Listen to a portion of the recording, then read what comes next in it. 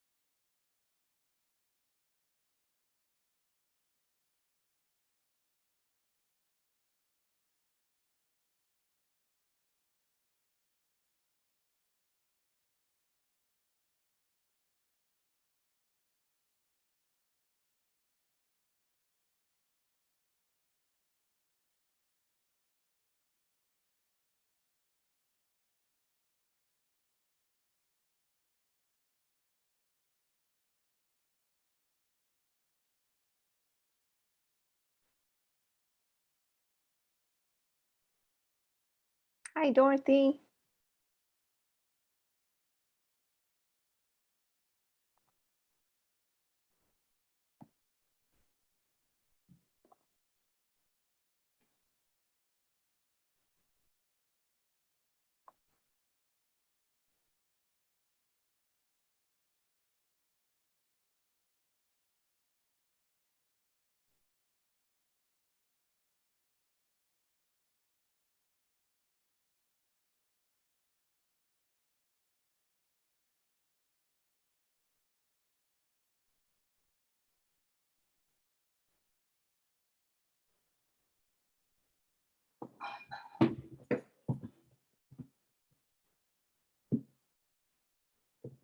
Hi, Darrell, you're on your phone tonight. You're muted.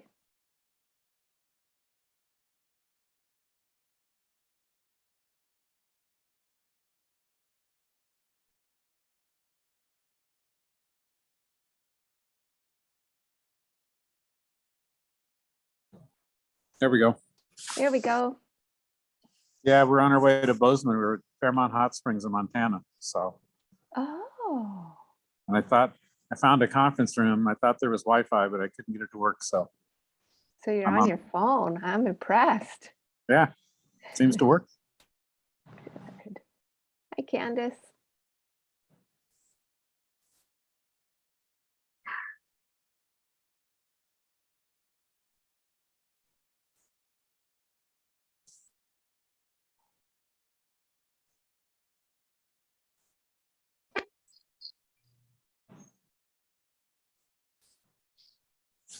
Say something. You mean now? Yeah. Oh. Yeah. Okay.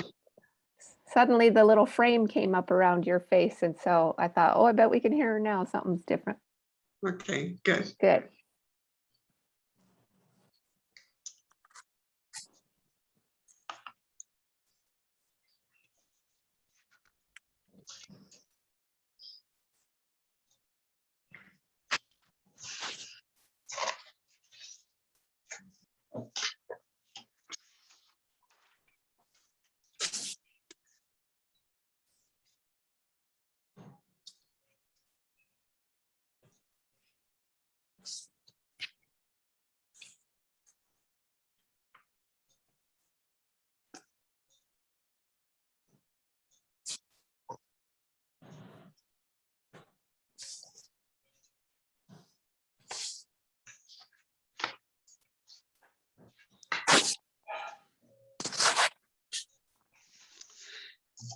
Hi, I'm gonna plug this book woke racism. It mentions Todd twice in it.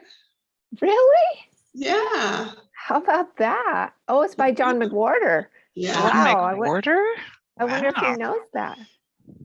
yeah, he does. He does. Hmm. Is it because he's mentioning the Unitarians? He's Yes, saying, oh, the Unitarians are dealing with this too? yes. What was the subtitle under the main title? How a new religion has betrayed Black America. But that doesn't mean the UUA. That's, he's calling the woke movement a religion. Wow. Yeah.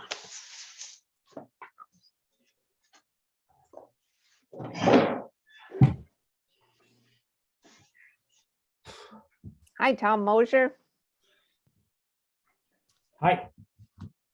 Well, for those of you who are nurses and interested in COVID, our primary care medical person is a nurse practitioner. And she's been we've used a portal. I've done over the last 2 years, we've done 230 uses of the portal for Mary or me. She's so responsive and so good. And I feel so comfortable with that, everything cool about it.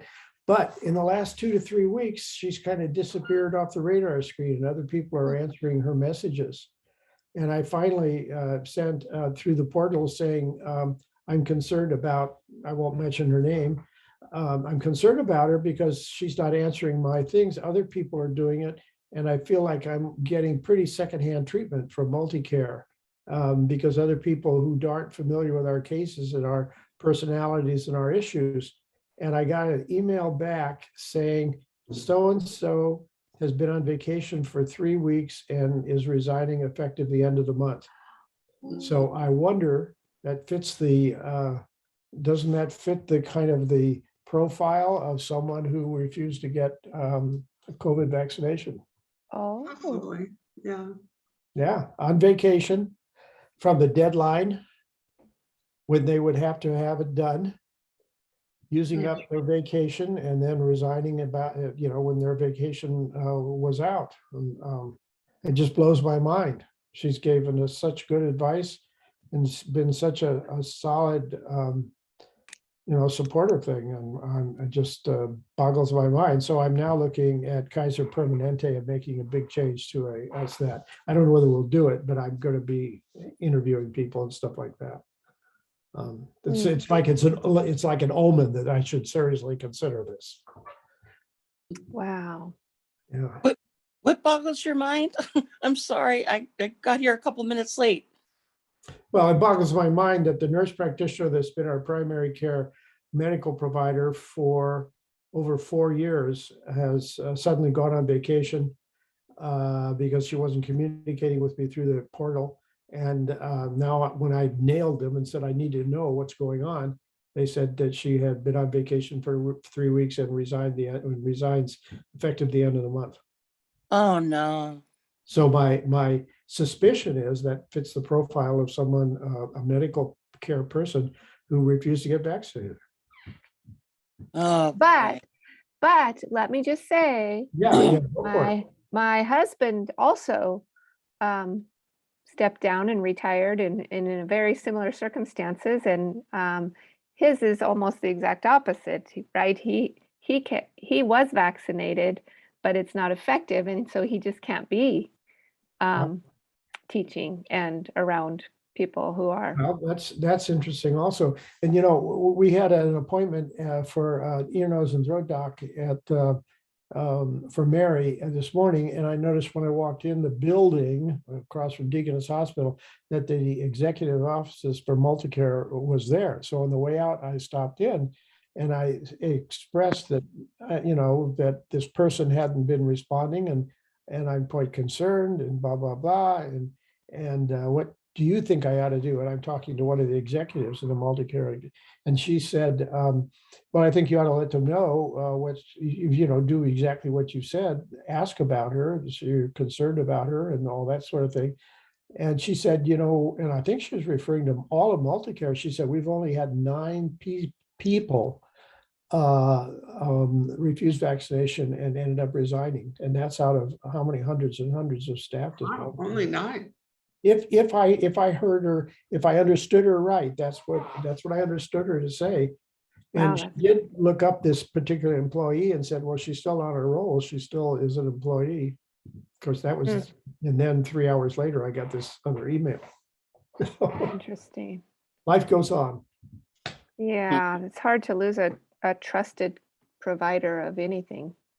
Yeah, she's really good. She was so responsive and so caring. And her mom had Alzheimer's also, so she was very sympathetic and empathetic with our situation. Yeah, anyway, sorry to bore you all. No. No, that's okay.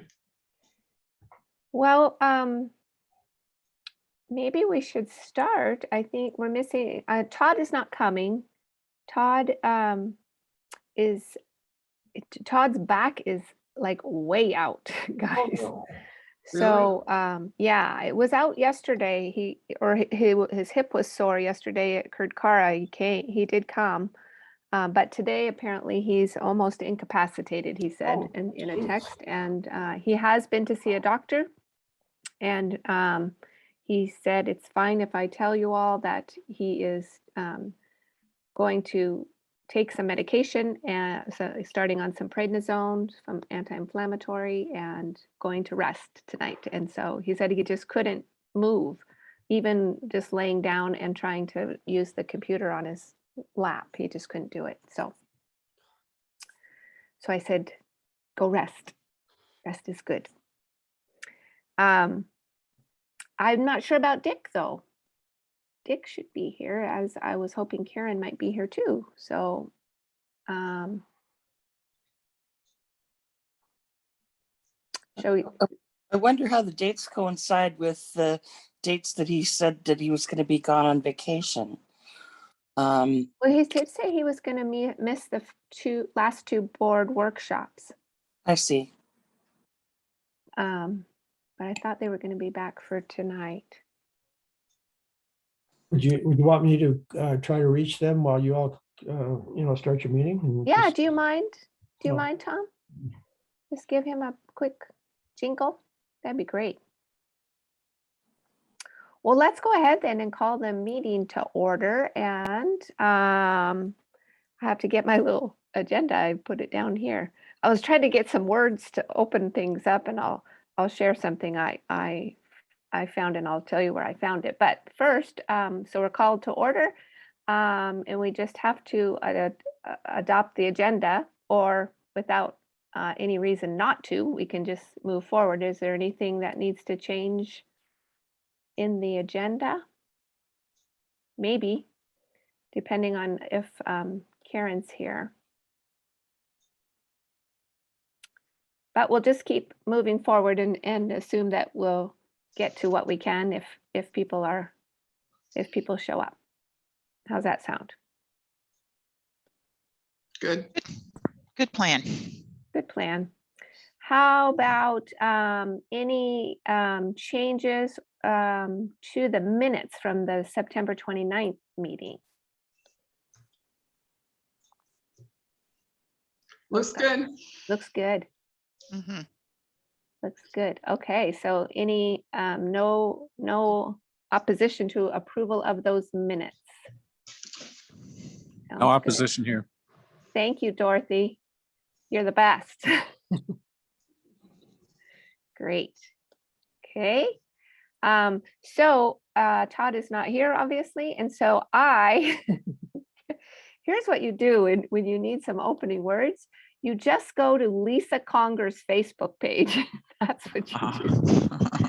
Because she always posts something, or always has a quote or a poem or a beautiful picture or something that is lovely. So I Facebook stalked Lisa Conger, and I'm a little obsessed with nature right now, and taking my dogs for walks and trying to just stay calm, and with all the things on my plate and the loss of my mother and so many things. So this was, I thought, quite lovely. The question says, nature is talking to you. Are you listening? And it says, Drink water from the spring where horses drink. The horse will never drink bad water. Lay your bed where the cat sleeps. Eat the fruit that has been touched by a worm. Boldly pick the mushroom on which the insect sit. Plant the tree where the mole digs. Build your house where the snake sits to warm itself. Dig your fountain where the birds hide from heat. Go to sleep and wake up at the same time with the birds. You will reap all of the day's golden grains. Eat more green. You will have strong legs and a resistant heart like the beings of the forest. Swim often and you will feel on earth like the fish in the water. Look at the sky as often as possible and your thoughts will become light and clear. Be quiet a lot. Speak little and silence will come into your heart and your spirit will be calm and full of peace. That's nice. Isn't that Very lovely? nice. Beautiful. Thank you, Lynn. Yeah. And I just reached Karen and she pointed out accurately that the link letter says the meeting's at 6:30. So I think they'll be soon joining us. At 6:30? That's what it says. And I checked it, it does. Oh my goodness. Is that from the Sun? Yeah, from the list of links for the week, you know, the meeting. From Oh. Rebecca. I didn't even notice that. I just I didn't even went to the link and clicked it. So if that's your advertised meeting and you don't, I think you have to stick with that and not really start your meeting until 6:30 as advertised. You know, because of anybody else who wants to sit in. Yeah. Who like Karen and Dick Reed. What'd you say, Catherine? Are you leaving? She left. Oh, Blink. she did. She said, I'll be back. Off she went. Oh, darn. Well, how's everybody? Good.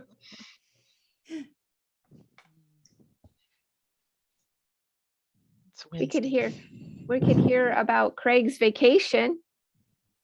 You got anything to share, Craig? For Darrell's vacation. Are you vacationing, Darrell? Well, we're on our way to Bozeman to see Mitch. Our son's birthday is on the 30th, so we're going over and gonna have dinner with him tomorrow night. So we decided to stop in Fairmont Hot Springs. We've driven past here dozens of times and never Wow. stopped. So we enjoyed a nice soak this afternoon, Nice. and we'll get another one in tomorrow. Yeah, very pleasant. Very nice. You know, Lynn, it's times like these where you need a banjo. Yeah. How about that?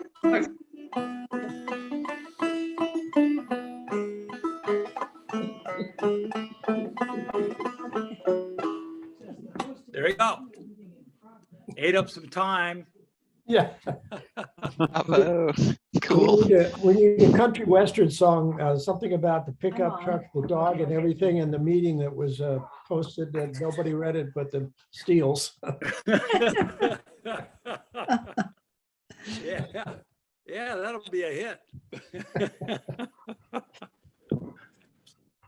Oh My God. college reunion. Oops. Well, you muted yourself, Karen. Yeah. Come back, Karen. Come back, Karen. You're on mute. Okay. Although you said your college reunions. Pick up there. Yeah, I just got back from my Stanford reunion. We just drove to California and back. And so we were just getting back into the swing of things here. And when I saw the link that said 6:30, so. They must have meant to do that. 6:30. I did. Hello. How was your reunion, Karen? It was wonderful. We got to hear the president of Stanford and all the cool stuff they're doing during the pandemic to help people in other countries. And see, you know, we're getting into, this is our 55, my 55-year reunion. So we're getting up there. Wow. Some of the people in our cohort are not doing so well. They're kind of shuffling around. So we feel pretty lucky that we're still, you know, able to hike and do all kinds of things like that. So. What are you doing? Lynn, you might explain to the Steels why Todd isn't here, that because they missed that clearly.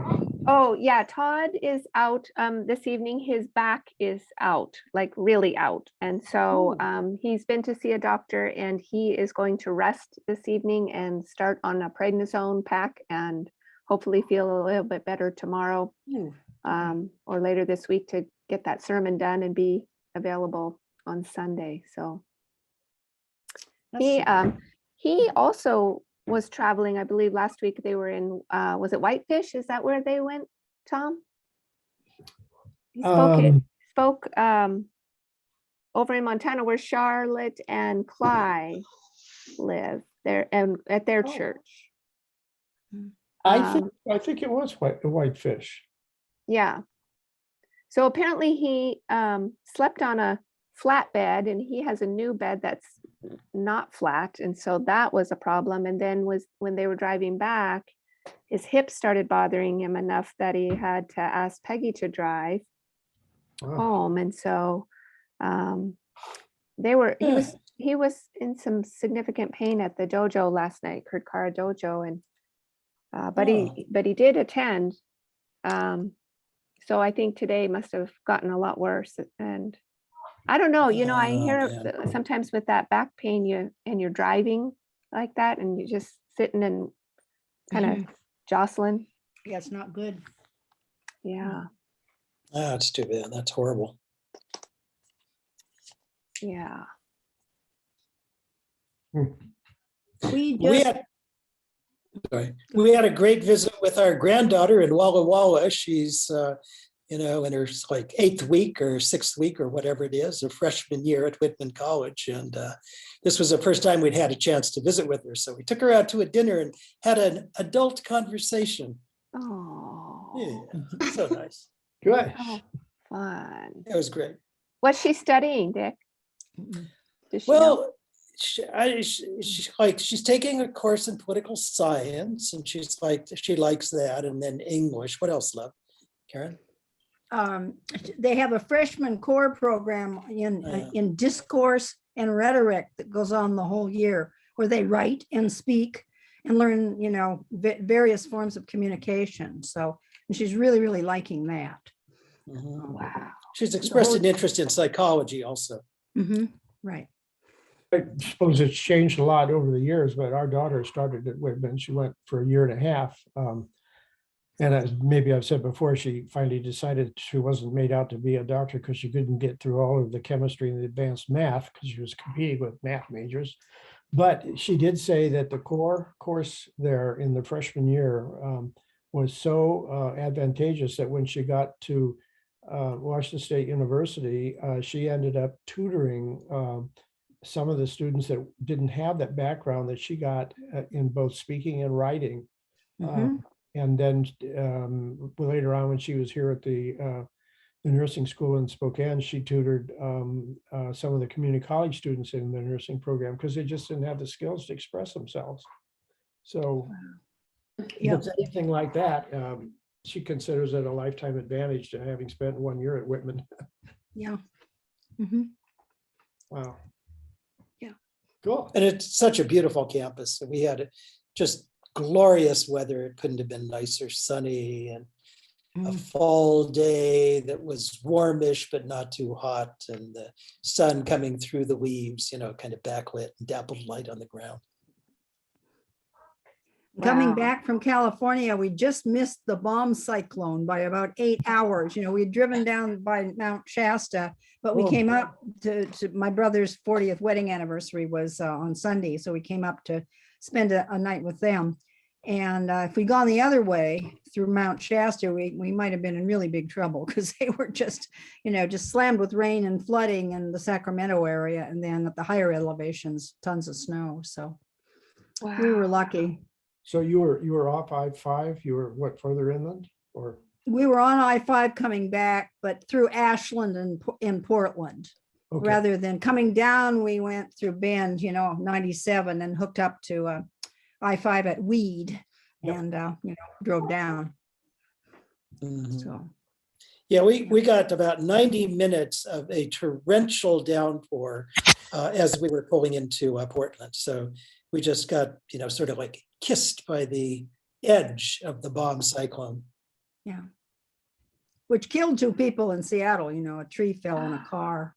Oh, outside of really? Seattle. And Yeah, it was a serious. lot of huge trees were uprooted. It was so windy there. This was on Sunday going into Monday. So, Oh, gosh. That's like one of my biggest fears is that wind where the trees start bending over, and yep. we have a big one right outside of my little house. Looming over you. Yes. I It's a beautiful noticed- tree. I noticed after the last windstorm, not only were people cleaning up, of course, after the trees that came down, but I noticed months afterward, there were trees being taken out that apparently posed a threat to people's houses, that were still. Yeah. Yeah, they recommend that you have an arborist come in and take off particularly larger branches that are lower down. Yeah. Because those can both catch wind and add pressure, but they can also break off and fall. Mhm. So we'll Yeah. probably have that done on some of the trees around our house. One of the things that happened here at Rockwood 2 years ago, 1 year after that big storm, is they took out several big ponderosa pines that the residents noticed that when the wind blew, the tree at the base was actually showing signs of coming out of the ground. So they got in and Yeah. they removed about 5 huge ponderosa pines, 1.5 feet in diameter at the base. Yeah. And that's the real danger. If they come up and just bring the root system up, then they just Yeah. come crashing down. We had that happen at our lake cabin in 2014, like 2 little toothpicks. I mean, it was just this little strange microburst that nobody else's trees fell, nothing else, but 2 trees right in front of our cabin literally got uprooted and thrown down the hill and smashed our boat and dock. Wow. And we haven't had a boat since, and I'm not so sad about that, quite frankly. Because if you ever just want to throw money down the toilet, just get a boat. That's what I've heard. It's a hole in the water into which you pour money is what it is. Yeah. It was a really nice boat, and poor Robert, he bought it from his friend, and it was one of those pontoon boats, and he really loved it, and it was just it was like a deck on the water, and, Yeah. and we hadn't had it for very long, and so I felt pretty bad for him, but and now we have those 2 trees still. We call it our artwork now because hopefully they'll just make little houses for critters and ants and bugs and whatever else. But Yeah. Did you ever read the book, The Overstory? no, but I have heard so many good things about that book. Like so, trees, good book to read. yeah. It's just wonderful. It won the Pulitzer Prize, 2 or Yeah. 3 years ago. It's fantastic. I got to read that book. Yeah, you'd enjoy it. This tree that's outside of our house now is one of those pine too, and it's it looks like it's home to so many critters because it's in my neighbor's yard actually, but she has that ivy that just climbs right up it, and I mean I've seen raccoons in there and lots of squirrel and birds and all kinds of things that live in that tree or at least visit it. So Yeah. but it's a big one. Yeah, ivy on a tree is not advisable. We had ivy growing up. One of our trees had some arborists come in and they cut the stuff off at the root. So it's still on the tree, but it's all dead, and we're going to have them come and pull it off the tree. Oh, Yeah, it Yeah. can strangle the tree after a while, so. oh, is you that know, right? Yeah, Yeah, yeah. God, it looks so pretty. it I does. I hate to, Yeah. but Yeah. it does make me nervous. Mhm. English ivy, it looks so nice, and it has all of these like associations, Ivy League and the rest of it. But actually, if it's on your house, it takes the grouting out between the bricks. It eats away at that. And on trees, it'll kill the trees too. So it's actually kind of Huh? nasty stuff to contend with. Huh. Well, I better talk to my neighbor. She's a sweetheart.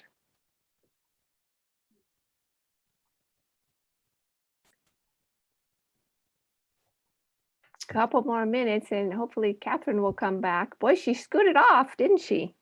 I wonder if something must have been going on. Mhm. Who wouldn't want to just hang out with us for 30 minutes? No kidding. Yeah, kind of fun to chat. Yeah. Board social hour before the meeting starts. There we go.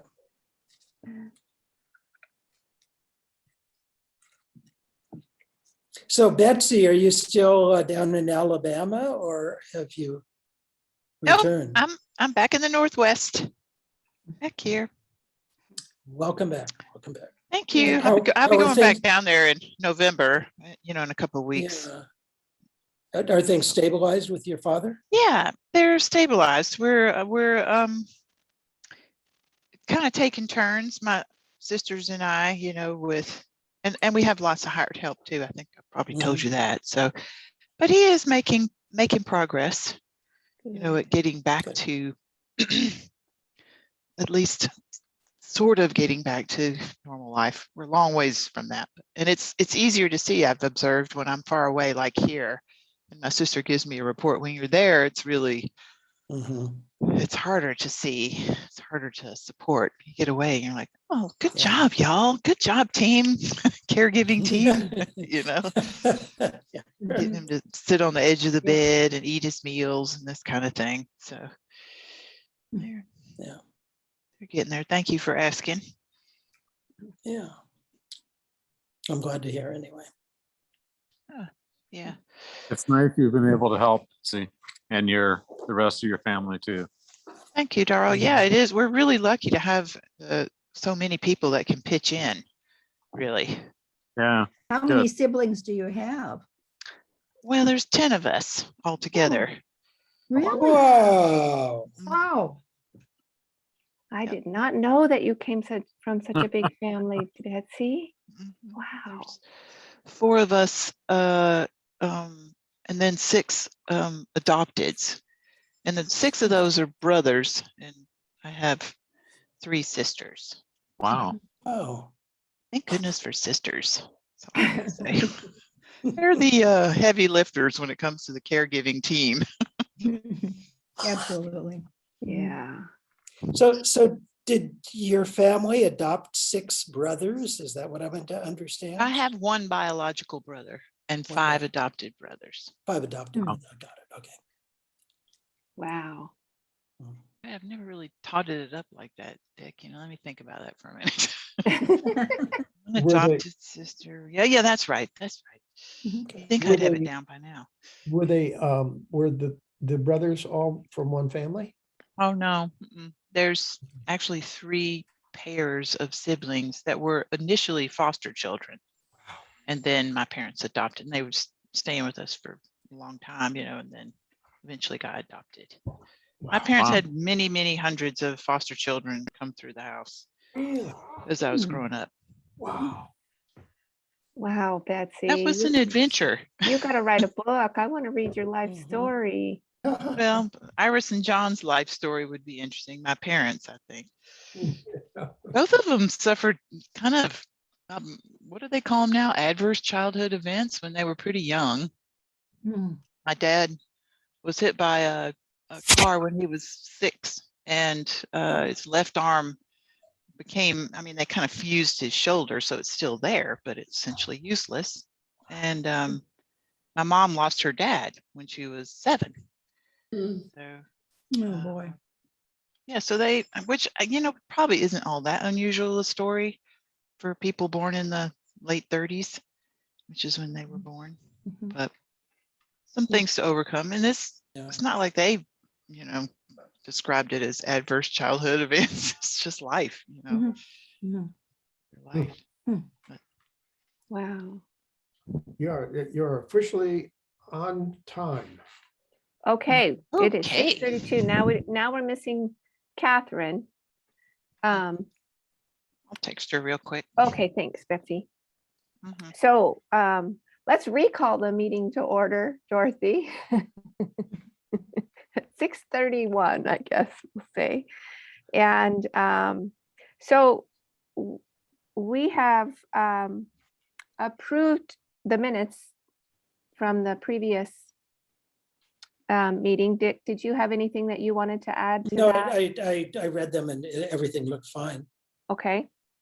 And then I did read some opening words, but I've already closed up my Facebook page. I stole some words from Lisa Conger's Facebook page in place of Todd's opening words. And so that was a little nature reading. And so the next thing on our agenda is my report. And I have, I have a couple of things I just wanted to say. I wanted to thank Todd and Peggy both for hosting our board retreat in October at their home. So I'll make sure, well, maybe Dorothy, if you'll put that in the minutes for us, that that was a lovely morning, and we had lunch there and we spoke. We did review policy governance and learned quite a bit about that. And I saw Darrell taking some really great notes. We also discussed our interest in, as a board, wanting to really examine eventually our ends statements as a church. And we talked a lot about those and thinking about them as, rather than calling them end statements, you guys might have to remind me, but I think we kind of thought they were sort of our ethical norms or something like that. Is that Yeah, what we? That's that correct. That's Yeah. correct. Yeah. Yeah, and it kind of statements that describe who we are and what our reasons are for coming together and how we show up and sort of move through the world as Unitarians and a group of people who want to be together and doing great works in the world. So that's eventually going to be something that we focus on, but right now we are still very focused on our bylaws.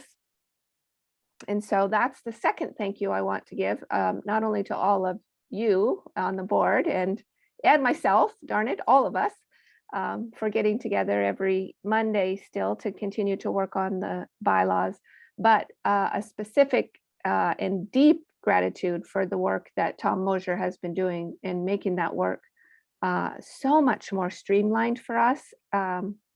It's as if it just happens by magic that the words get put on the paper by one of us, and then we send it to Tom and he makes it workable again and keeps us on track and reminds us what we have to go back to, and brings such organization to that. I'm just not sure that we would be able to do it, nor would we sometimes even know what we don't know, number one, and what we don't know that we should know. That's important, which is what's come up most recently, some things that Tom has learned at a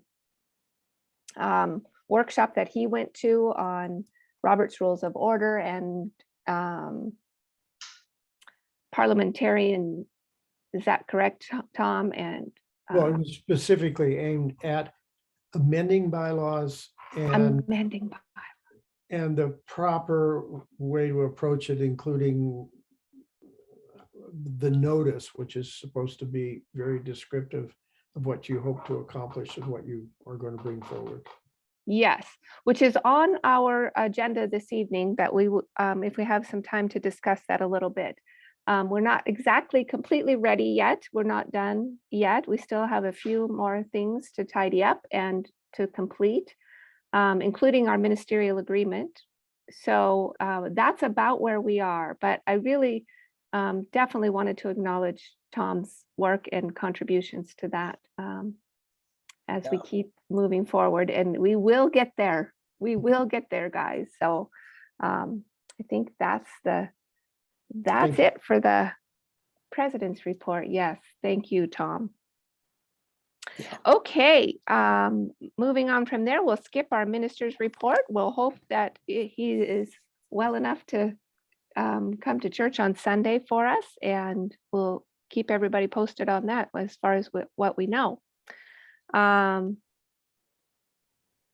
Let's see. Next up is Candace, if you'll share your operations team report with us. Hey, I have 8 items, but Rebecca gave me feedback, but one of them is an error. So, so I'll let you know. Anyway, the ops team has begun its yearly review of the 5-year strategic plan that was voted on by the congregation in 2017.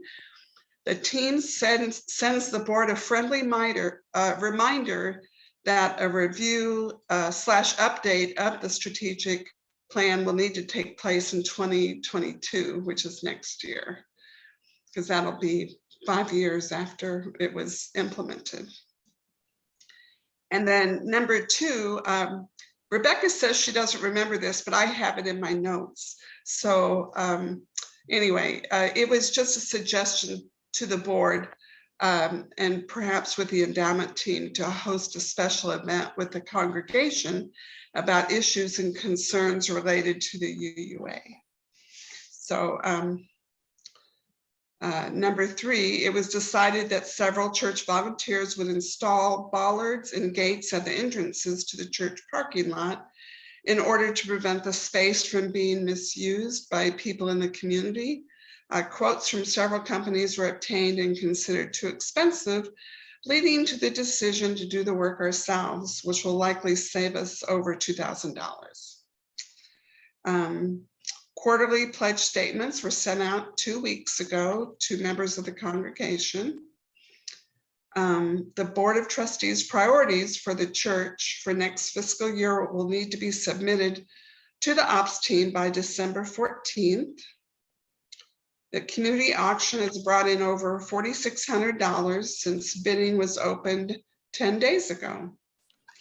Winterizing the church property, sprinklers blown out, gutters cleaned will take place in the coming weeks.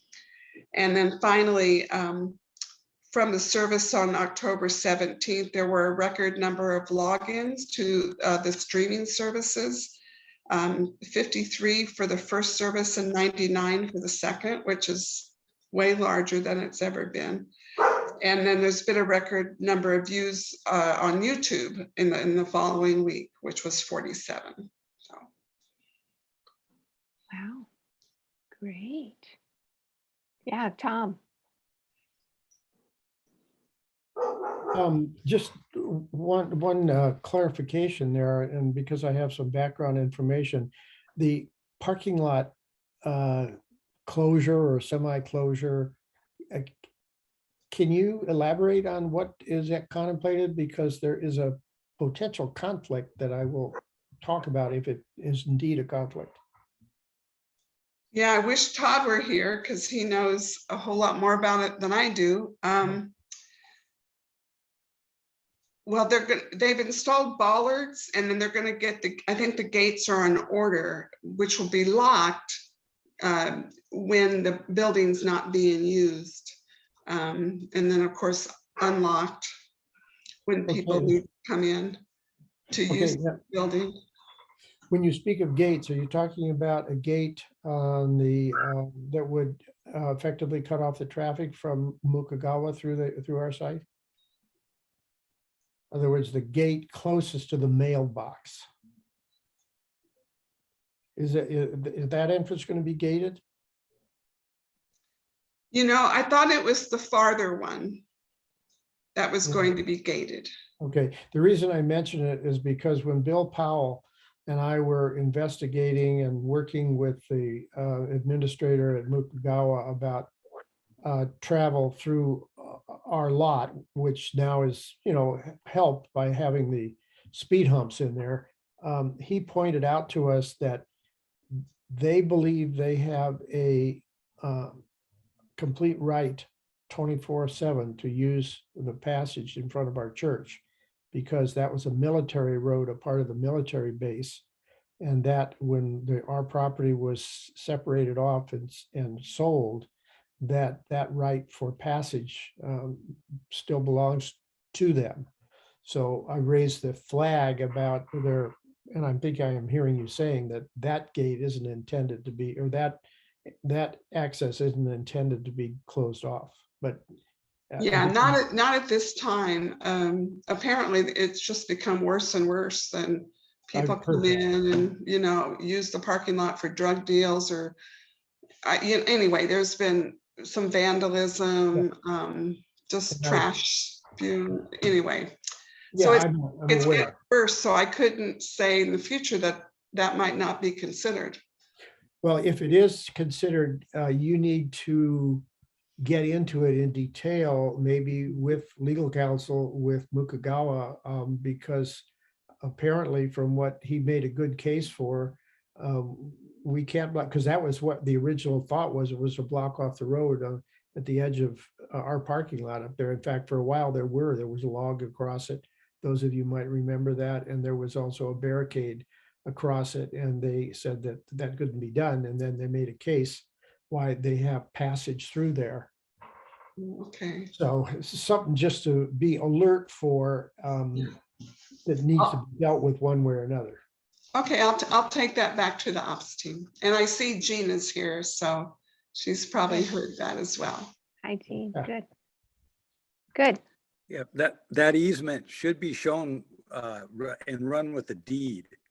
If it's not on the deed, it might just be wishful thinking on Mukagawa's part. So that's what we should check first. Okay. Yeah, well, when I was working with Bill Powell, and there were some serious talks about proposing land swaps and everything else to move the entrance to somewhere else, like at the far east side of our parking lot, so that we wouldn't have traffic through our parking lot. And Bill Powell did a considerable amount of work, and I don't remember him challenging their claim, but there might be a walk around, a workaround, and as you say, if it's not on our deed, if somebody went back and got into all the records, it could well be that it was a mistake. It wasn't on our deed. So it just is something that we need to do with due diligence. Do our due diligence. Yeah. Okay, thank you. Yeah. Okay, thanks, Candace. Thanks, Tom. Next on our agenda, we have our new treasurer, Craig Aldworth. He's going to give us his first treasurer's report. Well, it's short and sweet. I sent you all kind of a synopsis of it. Basically, we're moving along through the fourth quarter, and our income from our pledges is about where it should be. We're a little bit down, but it's a moving target, and the contributions come in, they ebb and flow as they come in. So right now we're about 4% under. The good news is that our church expenses are about 12% under. So we're living within our means. We'll know much more, and we can start fretting at the end of this quarter, I guess. But the good news is that the PPP loan has been forgiven, and so there's a $48,000 extra that the administration is sitting on right now, and hopefully that can be held over to help any problems next year. So yeah, pretty good treasurer's report. It's we're sitting pretty. But Also, Craig? the specific documents with the line items are open to review. They've been printed off. Yeah, Dick. Just for my information, as I recall, our church year, I think our fiscal church year begins on the 1st of July. So is that correct? So July, August, September, that would have been the first quarter. So That's right. So that report was for the first quarter of the current year, and we're in the second quarter of the current year, correct? Yes, we're, almost a month into it. Yeah. Okay. So- Right. So, so far, we're basically on target and haven't blown out any budgets. And so, Craig, can I Well, ask a good. question? yeah, sure, Darrell. Yeah, so when you said that the expenses were 12% below budget, is that all expenses or just maintenance and things like that?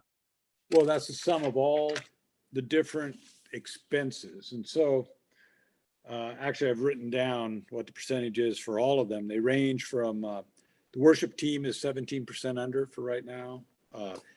The outreach and inclusion is 22% under. Of course, we haven't been doing much. The UUA dues, we're right at where we should be for those. So, there's, I guess, the important thing is that none of these categories, and there are about 12 of them, are we over where we should be a quarter of the way into the fiscal year. So I think the administration has shown a lot of restraint. It's very good. Thank you. Great. Right. That's so great. And it's so nice to have a treasurer's report, Craig. So I really appreciate that. It does feel really good to just have at least our thumbprint on it, or a little something to have a little bit more attention to that. It feels great. So thank you. Okay. Both Craig and Candace, I'm not sure about this. Is Dorothy included when you send out your reports? Would that be helpful for you, Dorothy? If it's, or maybe it's already being done and I just don't know. Well, I Oh, did it. I did it today, but sometimes I forget, and then Dorothy. And Dorothy asks you for it. Yes, and so I did remember this month. Okay, and then Craig. I'll send it to her right now. Sorry, Perfect. Dorothy. Yeah. Perfect. It just makes it probably so much nicer. Yeah, that's great. Good. Well, thank you both. Wonderful. Okay, next up, Karen is here, and we'd love to have a report from you, Karen, as promised, or at least as talked about last month, that you would give us some update on the Legacy Society. Yes, and I'm glad I read the agenda today because it's my birthday and I didn't, and I had forgotten that I was going to give a report, but I remembered this afternoon, so. Happy birthday. Happy birthday. Thank you. Happy birthday, Yes, Karen. and I did a report for the endowment team just for our last meeting, so I have it at hand here. We held the Legacy Society meeting on September the 26th, and 20 people attended the event at Dick and Judy Gammon's home. It was really a really nice event. And Mary Giannini and I, as co-chairs, updated the attendees on the current status of our holdings in the UU Common Endowment Fund. They've gone up to $786,000 now from the prior 771,000 that were reported earlier. And we also shared the report that we gave to you, to the board, our interim report. And we also fielded questions about whether we should keep our money in the UUCEF, the UUA's Common Endowment Fund, or withdraw them in favor of a local fund. And we distributed a questionnaire at that meeting with 3 questions and asked people to put their responses in writing. We asked them, why do you continue to support the UUCS endowment fund? Why do you continue to support the UUCS endowment fund? What is your vision for the future of the church? And then your endowment team is considering a recommendation to our church board to exit the UUCEF and establish a local independently managed fund. And what is your position on this proposal? Either oppose, favor, or uncertain.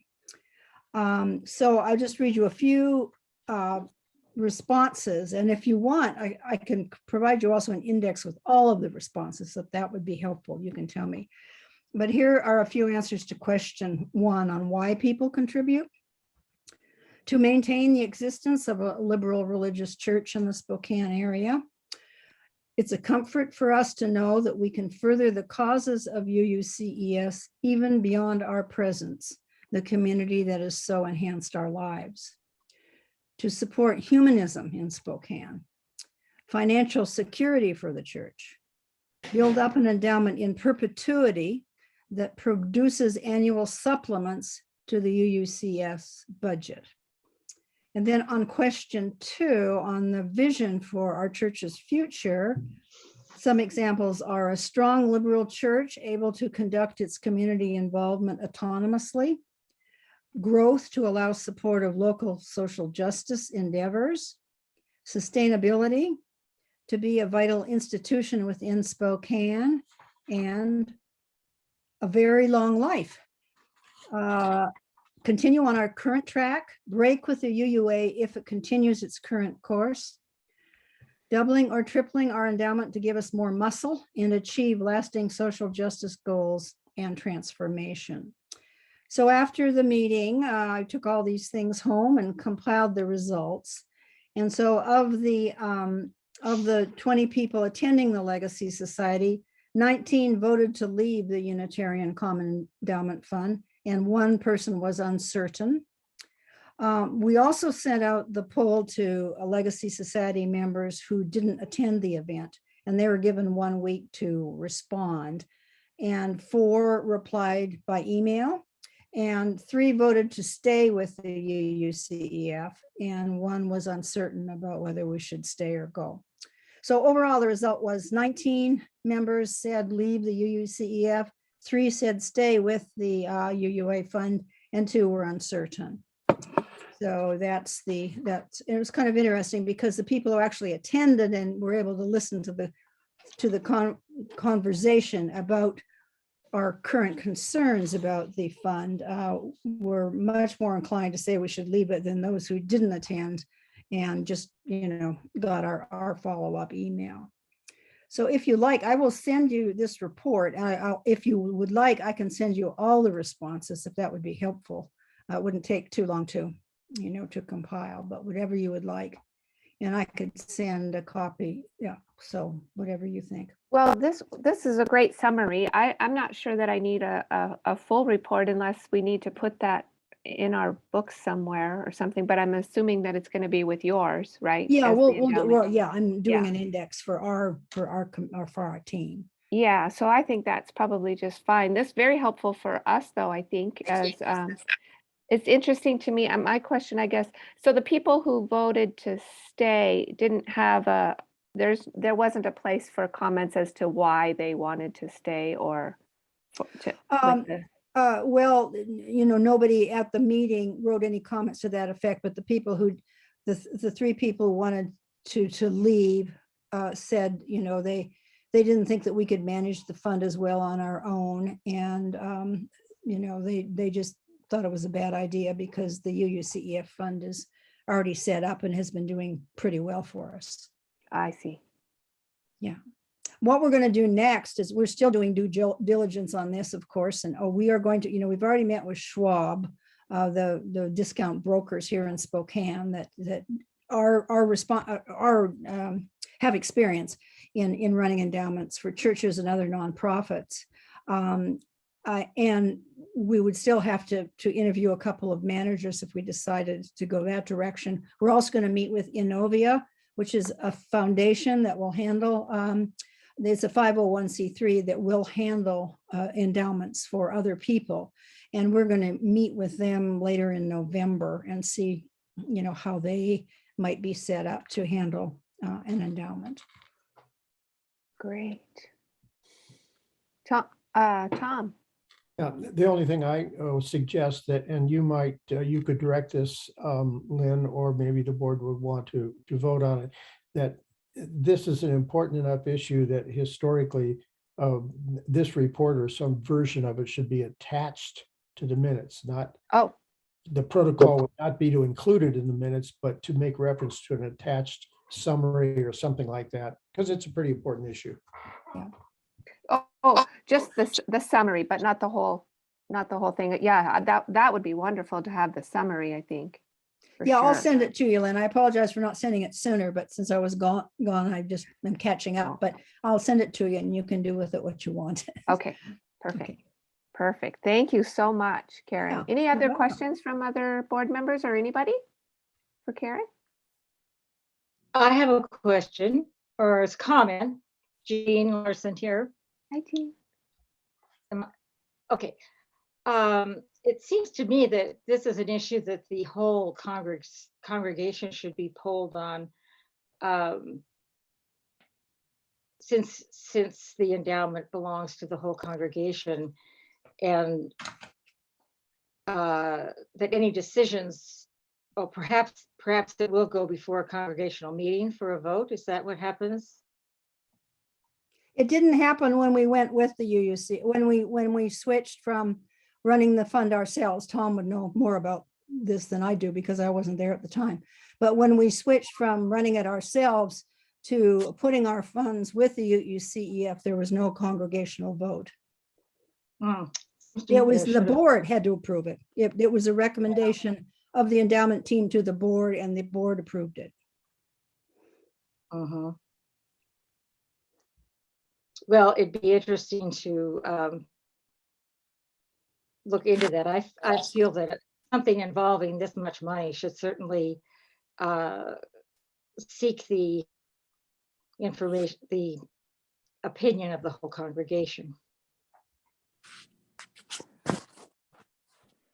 Say, Karen, were you able to tease out what the fees and costs are for doing business with the UUA?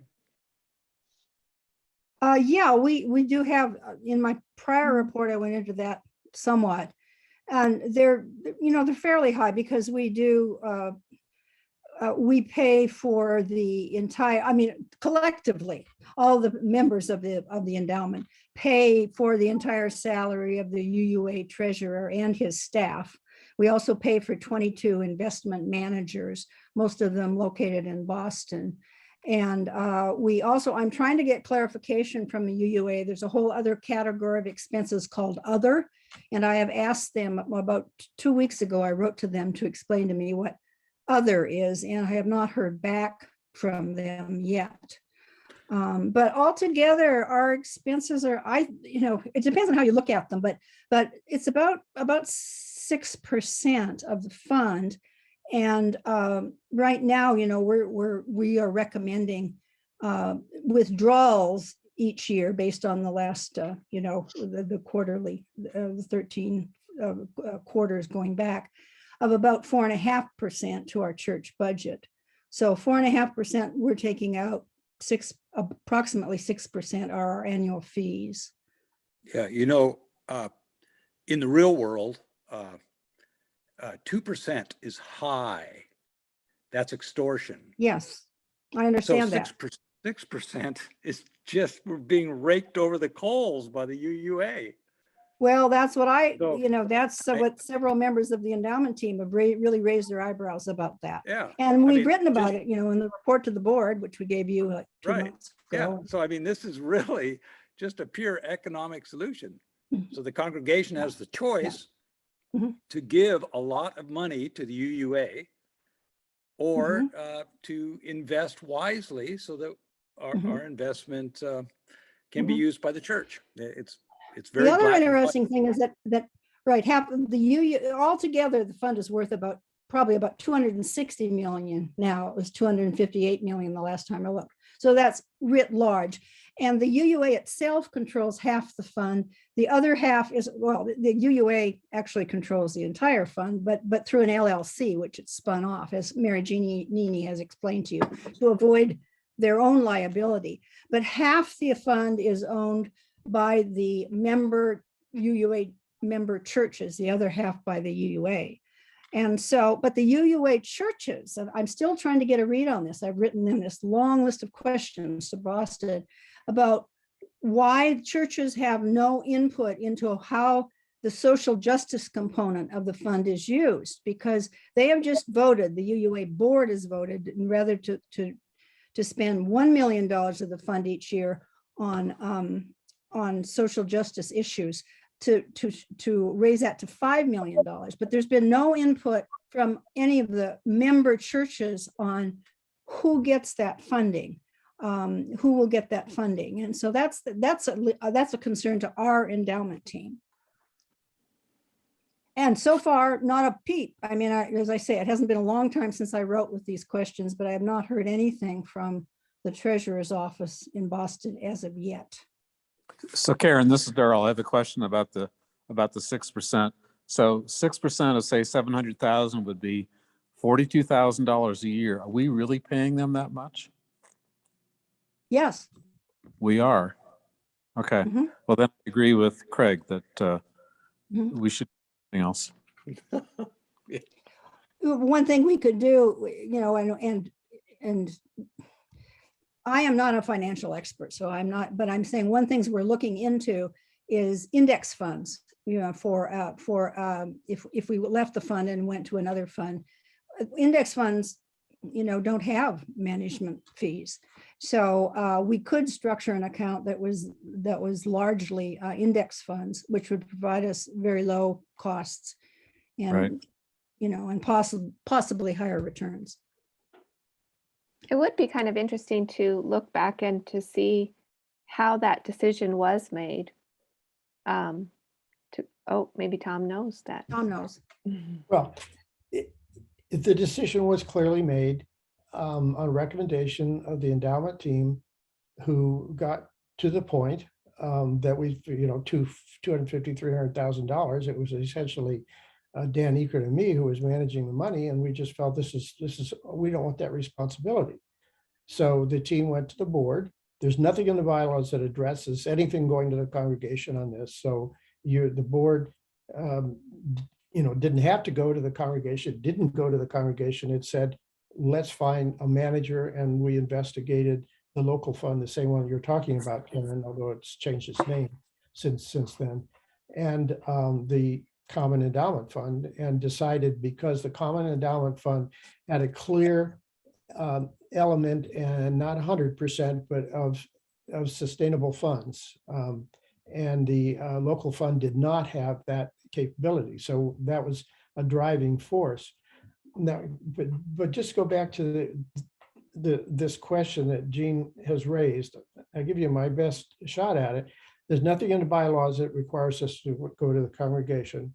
There's stuff in the bylaws that says the Board of Trustees is responsible for the financial and fiduciary aspects of the church, which kind of places the ball there. And then another thing from Robert's Rules of Order, if there isn't a bylaw that covers something, then you can fall back on custom. And the custom, although it is only one instance, the custom has been that the board makes this decision and not the congregation. The congregation having placed its faith in the fiduciary responsibilities of the board. And typically custom rules, if there's no bylaw to cover it, unless in some kind of a meeting, the question is raised, that is the custom the way we want to go? And then there's a vote. Do we follow the custom, or do we take another tack? So the board is entirely within, from my reading of Robert's Rules and our bylaws, the board's entirely within its right and responsibility to make this decision by custom, because that's what was done before. One of the things that the Legacy Society members particularly objected to about how the UUA is, our UUA and local church relations right now, is what they did with the new church, where they were supposed to, under their own bylaws, UUA bylaws, come to us as a church and say, do you have any objection to this new church forming? What's your feeling about it? They did not, they never did that. And then they made their next chalice lighter call a fundraiser for the new church without ever consulting us. And people did not like that. I think Todd has already said, we would have said, blessings to the people who are forming a new church. It's not that we would oppose them, but the fact that the UUA did not follow its own rules in consulting with us first. And people were very upset about that. They thought that was a real breach. It was very not un-Unitarian a thing to do. Yeah. As a matter of fact, my understanding is that when they found that they were going to be faced with this, from their point of view, inconvenient situation, they simply decided to change the bylaws. In exceptional circumstances, they can ignore their bylaw. Yeah. And they did that in 2020 when we were in the midst Yeah. of it. So. You know, and we, another thing about the congregation vote versus the board, I mean, under policy governance, you know, it is the board that is, you know, committees can recommend to the board, but it is the board's responsibility that the board has the ultimate financial responsibility for the church. So it seems to me that the board is the right entity to be making any decision. We're not rushing this. We're trying to do our due diligence, interview people, get the pros and cons. We're trying to get UUA's response if they ever respond. So, you know, this is not something that we are going to decide by the end of this year. It might be next spring that before we actually have a recommendation to the board about this. I see. Okay. Hey, so, that's- really, next spring, $42,000 a year seems like we need to, Well, we could move faster if you want to. Get on too, it. But I mean, we just need to know if we set up a, Mary Jeannie has questions about the protection, the legal protection for the fund. If we take it out of UUCEF, right now it's in a legally protected fund. It doesn't really belong, it doesn't belong to us. And legally, it is the property of the UUCEF. So if we move it out of the fund, we still have to protect it. And there are certain legal steps that have to be taken to protect the fund. So she has raised some red flags about that we're going through in our meetings right now. I don't think any of these kinds of things are things you can just say, get on it. Yeah, Sorry. I'm in They're agreement. complicated. It's not fast. Complicated. It's complicated. well, I didn't mean Oh. to, I didn't, sorry, I I see you, didn't mean to Jean. say Karen. That's okay. No. It's good. I'm just finding that true, so true. It just seems like everything that does seem like it could be relatively simple, it just never is, particularly when you're talking about huge amounts of money like that. So, Jean, I see your hand. I saw your hand. Well, first, I think we should get that money out of there as quickly as we can and then worry about how to invest it or whatever. I think you did say there's a fund that said they'd be willing to babysit that money until we know what we want to do with it. And I think the sooner the better. I would feel much more comfortable knowing that they didn't have our money anymore. And as far as the congregational vote, I know when it comes to spending money, that there has to be a congregational vote for a certain amount of money. I don't know what the amount is, but it just seems like it's almost a courtesy to the congregation to include them in something this monumental. But my main point is the sooner the better. I think I would agree with you, Jean, in that I think it's always a courtesy to keep people as informed as possible. But I also really believe that the congregation has put their faith in us with knowing that this is going to be our responsibility to make such kinds of decisions when they come up. And I would, if I thought that there were even more than one or two of us on the board who didn't all sort of, I mean, it would eventually come to a vote for us anyway, when we get this final recommendation. And if there was some sort of difference in opinion on board members, it might be something that I would think we should really seek some more input from other members. But I really would think that I would feel very justified in making such a decision once we have gathered all of this information, because nobody's going about this sort of just willy-nilly or certainly very fast. I think it's going to be a very thoughtful decision that we could very easily justify to the congregation. And there might be some people mad at us, but I think we'd have great justification for our reasoning for making that decision. I would just That's add my- one other point in going through this. In addition to going through the financial ramifications of it, I talked to Todd about a month ago, and maybe he said this at board meetings too, I'm not sure, but he said this question is, should we take this decision to the congregation? And he said no. He said what Lynn said. We are a representative institution. We elect a board. We members of the endowment team are elected by the congregation. He said the congregation directly votes on three things. They approve the budget every year, and they vote to hire a minister, and they vote to dismiss a minister. Those are the only three times when direct congregational action is required. Everything else is through our representative bodies. But we could, I think if this board was split, or we had a whole bunch of, confusion or uncertainty, I think it is, I do like the idea of being courtesy or courteous to people. But I also really think that this kind of a thing would not be such a matter that the board would be really confused about, but we'll see. We'll see once we get that final recommendation, we'll see where we're at, we'll see how we vote, and we'll see what we have to do at that point, I think. So, okay. Any other, Tom? Well, kind of coming back to the parliamentarian thing, one of the things I did after that webinar on bylaws was I downloaded and I sent to all of you the 32 pages of bylaws and rules of UUA. And what strikes me is the board, UUA board, can change their bylaws at a whim. They don't go to the congregation. So my concern would be the more, I'll use the term dilly-dallying, which is probably a biased word, the more dilly-dallying that we go on here. And the fact that the endowment fund has asked some very pointed questions, which a halfway astute person at UUA is going to say, I think they're considering taking the money out of here and just change the bylaws so that that existing congregations cannot withdraw their endowment funds.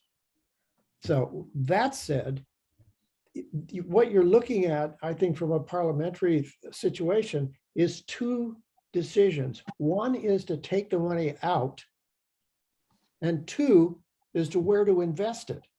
And I think you could consider, and this is what you need to get into, Karen and Dick, consider taking the money out if that's the overbearing opinion.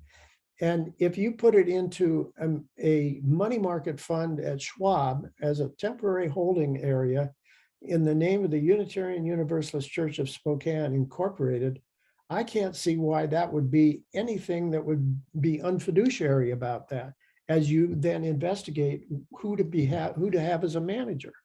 So think of them as two decisions. One is getting the money out of the UUA Common Endowment Fund, and two, as then where you would invest it. And they don't have to run together. They can be two separate issues. But we do have to decide where's the best place to put the money, whether it's Schwab or Innovia or what, before we make. According to our operating agreement, we can withdraw. We can make a request of the UUA to withdraw. I think it's up to $100,000 every 30 days. So, that would take 7 or 8 months to get all of our money out if they strictly held us to that. On the other hand, we're less than $1 million out of their 258 million. So maybe they're not going to hassle us at all. We could get our money out sooner. We just don't know. And we have not even raised that question with them about withdrawing money. We're just trying to ask basic questions at this point about their operating expenses. Betsy? I wanted to back up what Tom said. I didn't mean to be insulting when I said get on it. I meant what I was trying to say is it's come to my attention again through our discussion that it is our responsibility, as Lynn said, that is our primary responsibility as the board to be financially responsible for the church. And, we did hear your report before, Karen, and thank you for that. But Darrell's summary just a few minutes ago, 6%, and Craig's as well. 6% is a usurious, fee rate on an investment. And Jesus wouldn't to approve. ignore that at this point is Yeah. doesn't feel like it's financially responsible. So, and I know you guys are setting out a set of criteria for this decision.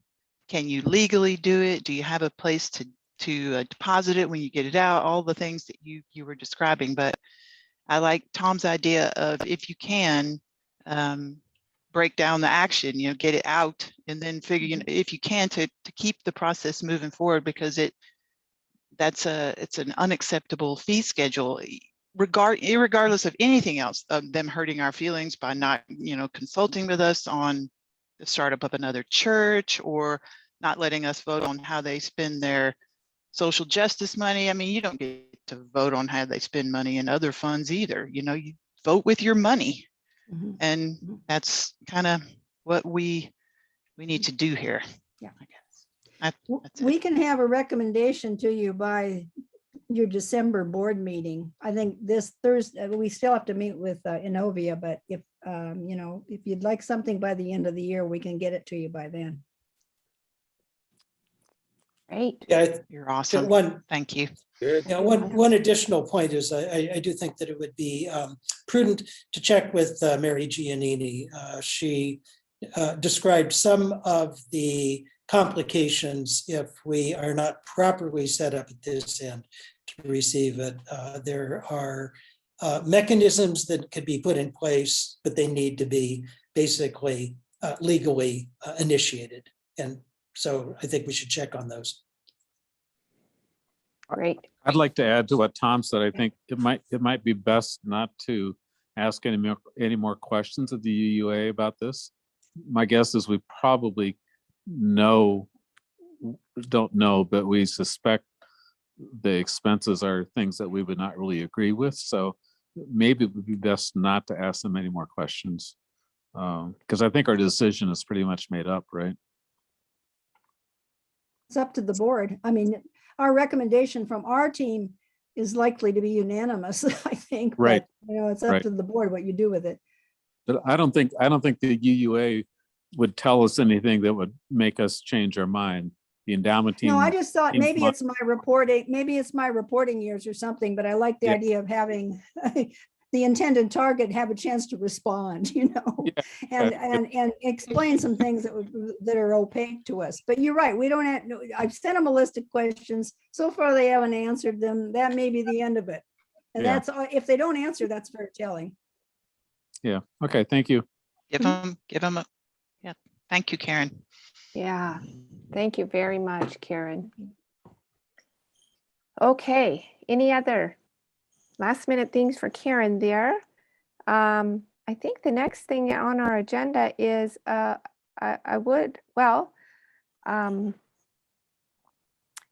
next thing on our agenda is for the board to, we were going to plan to discuss our bylaws revisions and how we are planning on discussing this or having conversations with our congregation and introducing this. And so I'm thrilled that there are some members of the congregation here.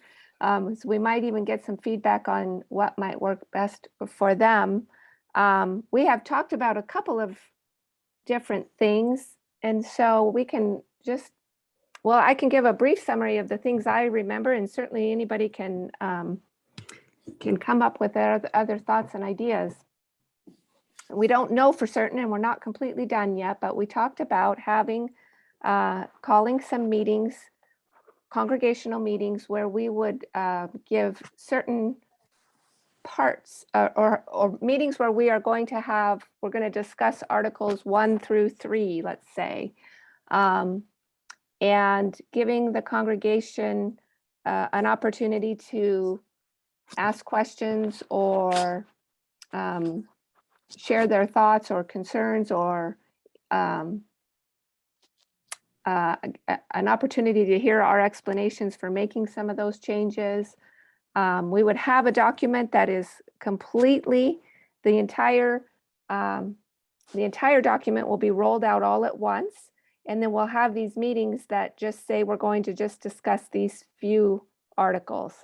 There's also a document that Tom is helping us, or is actually preparing for us as we make these changes, that explain why we decided to make the changes that we did. Hey, Lynn, I would say that we're not, these would not be congregational meetings. They would be congregational workshops.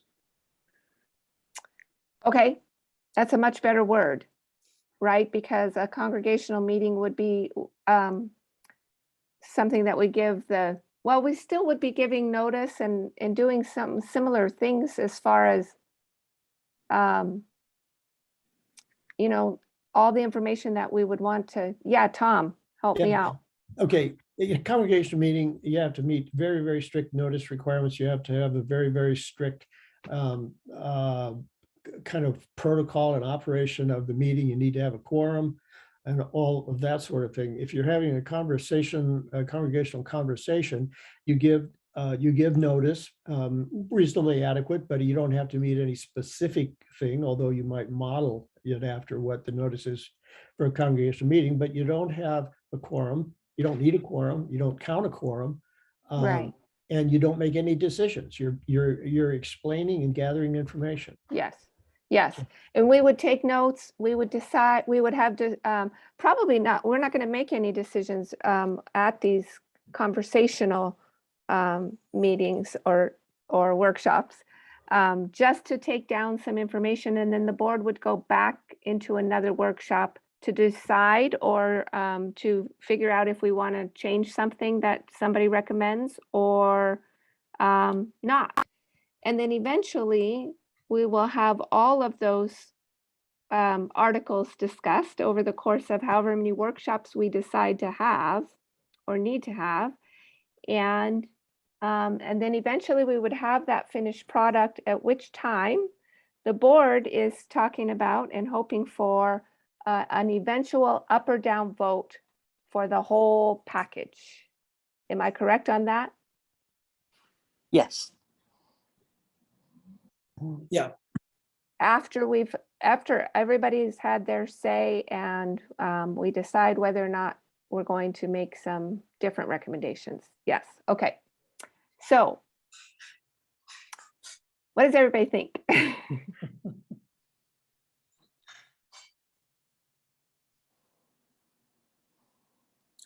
That Well, sounds like the plan we're talking about. Yeah, that's what I think. And hopefully we have this deadline to have the congregational meeting. We could have that up or down vote at maybe the final annual meeting, or we could have it before. Outside of our annual meeting, right? I think we talked about that, having it outside of our annual meeting because there's so many other things going on at our annual meeting. right. Tom? Okay. Yeah, it should be a special meeting because in order to have an up or down vote, and I corresponded with Gail Knapp, who incidentally was one of the two instructors in this webinar I was at. So she's really recognized at the national level, and she's a lawyer also. But in the conversations that went on, in order to have an up or down vote on a bylaw revision, which is what this is, extensive and substantial, you would need to have a vote at the beginning of that meeting about whether or not to in fact have an up or down vote. So the congregation by a 50%, the majority vote would, hopefully they would be convinced, if that's what the board wants, that you could have an up or down vote. And if it passed, then you'd have your up or down vote. If it didn't pass, then you're in the position of having to go essentially piece by piece through, propose the whole document, and then anybody from the floor could propose to amend or change any section of it. And it would be, it would probably be a meeting that would have to be continued and then continued again and then continued again, possibly. But if you do your homework in your workshops and you document in your motion for a up or down vote, how much you did, how much workshops went on, how many of them, what they covered, how many people attended, and the board responded, considered, responded. That's why we're proposing this up or down vote. So there's a process for it, but you do have to specifically have a vote to in fact have an up or down vote. I see. So question, Tom. Would this vote to consider whether or not to have an up or down vote be needed? Would we need to take it at the very beginning of the entire process? No, it would take place. I mean, you could explain in your workshops, that's going to be the intent, that this is going to be the intent, but the motion has to be at a formal congregational meeting at which there's a quorum. So the logical thing, that what I got, the feedback that I'm getting is you do that at the beginning of the meeting in which you're going to consider the up or down vote for the bylaw revision. Okay. So good, thank you. Good. And so I think that one of the things that that says to us is that although the run-up meetings that we have, which are not congregational meetings where votes are not taken, we need at every one of those to start out, make it very clear that the whole purpose of doing all of this is to have an up or down vote on whether or not we take an up or down vote at the beginning of when we consider the bylaws revision, when we do meet in a congregational meeting. We need that to be a message which is reinforced every time so people know what it is that they can expect. And why, just like Tom said, and why that is something that we endorse. Here's the evidence for this being best pursued as an up or down vote, because we already had all of this input. We've considered things carefully, the Which I think iterations and so forth. Yeah. I think that's going to be our biggest potential hurdle, is just making sure, I mean, because we've been having bylaws workshops on Mondays for a very long time now. And so I want to make sure that when it's time to start having bylaws workshops that are really, it's going to be necessary to have congregants participate in that if they are interested and they want to be informed and they want to have their voice heard about something either they're concerned about or a change, or why did we do such and such. I don't know how to get that, or what's the best way to make sure that we get that, we get good attendance for that. And that message is out there. Yep, this is why we're doing this. I don't know even really what the best way is to get attendance. Is it live or is it Zoom? I think we talked about wanting to do this mostly by Zoom because we're going into winter, and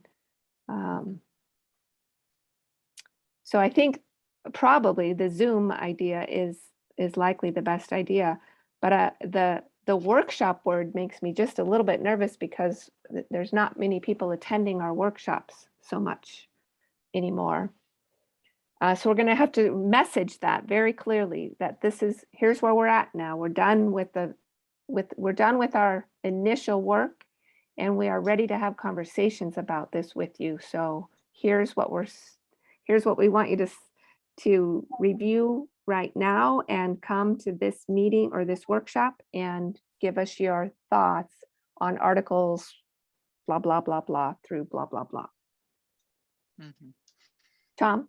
What you're going to have to do, probably regardless whether it's Zoom or whether it's in person, is if you're just using the example you've used before, if you're going to do articles 1 through 3, that in an all congregation, all membership email, you send out maybe a preliminary statement, like you said, Dick, the purpose of the congregational conversation or meeting, whatever it is, and you avoid calling it workshop if you wish, and then include articles 1 through 3, that's the proposed, include the explanation for articles 1 through 3, so that when people come to it, they will have had a chance, to review it, setting it out maybe a week in advance or something like that, so that they know what to talk about or what's on their mind, they can say it.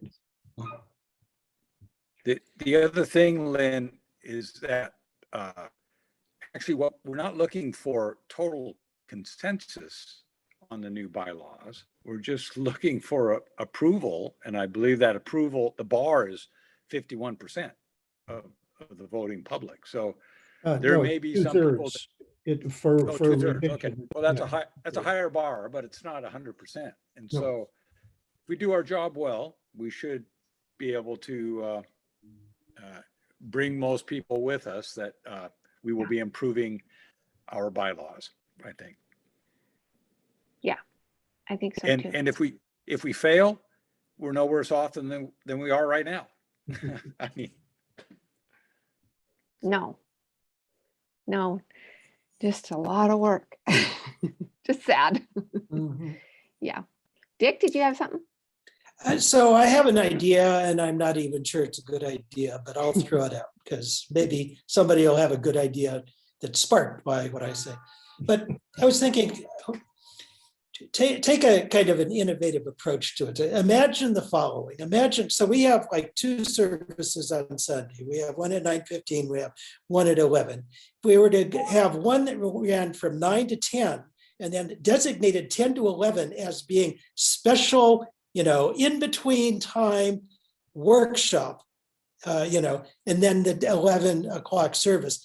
That would allow the people who come either to the 9 o'clock and decide that they want to service in person, decide they want to stay later, or they come to the 11 o'clock and make an effort to get there early so they can participate. And for everybody else who just joins in online, they can do the same thing online. Just work the 10 to 11 o'clock hour into whichever service it is that they're going to do. It's just a thought. Inspiring.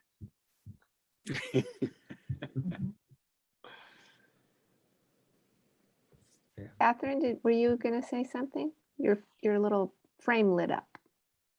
Oh, well, the frame must have just been reading my little mind having a thought, because I didn't touch anything. So I think that sounds like actually quite a good idea, and something that we could publicize, something that we could put out, just like we put out our streaming services normally on the weekends. And I think it would be a very good way to have everyone involved, that it's actually something that takes part pretty much during, quote, church hours. So yeah, I think that could really improve involvement. You'd have to deal with how you get feedback, though. We don't get, when you're streaming a church service, you don't have any feedback. I don't know whether there's an option for that Yeah. or not, but Yeah, that's right. I'm a little, I don't think it's a horrible idea by any stretch, but I mean, because I really do like the idea of people being able to talk in person. We have a lot of people who don't do Zoom and don't want to, or don't know how, or don't have access to it. But I do like the idea of having a board member, or having somebody who is aware of the bylaws, and preferably a board member, or the revision, that's just available either after, between services. I think what concerns me a lot is I don't want to change the whole world as far as time. I mean, that changes a lot of people's worlds for our world. And our world seems like a big deal right now because it's us, and we've been working on this for a long time. But for some people, in fact, I would say, well, I don't know if it's many, but certainly some, they could care less about the bylaws. That's not why they're coming to church, and they don't want to talk about it. And so to uproot and change everybody's world, because this is really a big deal for us and many of us, seems a bit like a overreach to me.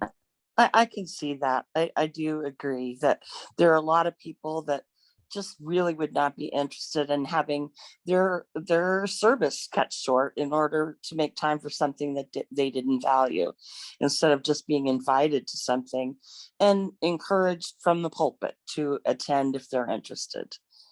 Yeah, and that's who we want to come. We want the people who are truly interested and want to. I mean, I think we will get, a significant number of people if we're if we're good about our messaging and getting and organized.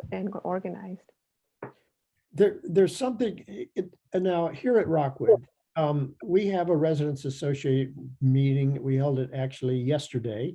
And in our entertainment center, there were 57 people live in person.